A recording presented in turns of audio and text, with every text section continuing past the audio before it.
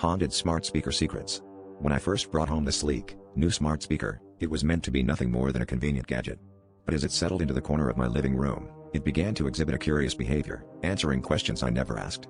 At first, it was benign, offering weather updates or reminders. But one night, as the rain tapped against the windows, it whispered about a key hidden behind a loose brick in the fireplace, something I'd never mentioned to anyone. Intrigued yet unsettled, I decided to check. There it was, exactly as the speaker had described, covered in decades of dust and forgotten memories. The key led to a small, neglected attic space, one I'd always assumed was empty.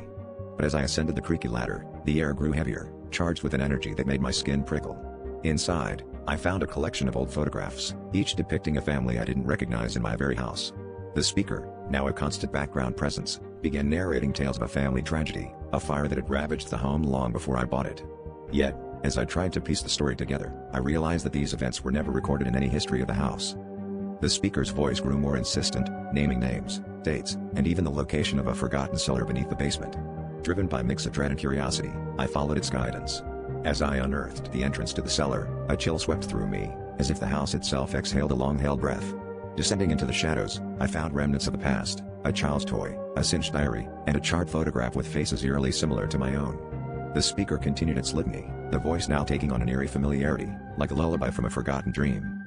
In the final moments of revelation, the speaker recounted the details of the fire, how it was no accident, how the family had been betrayed by one of their own.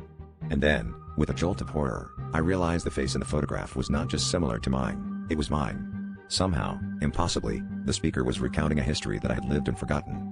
The realization sent a shiver down my spine, as the speaker's voice faded into a haunting silence, leaving me alone with the echoes of a past I could not escape.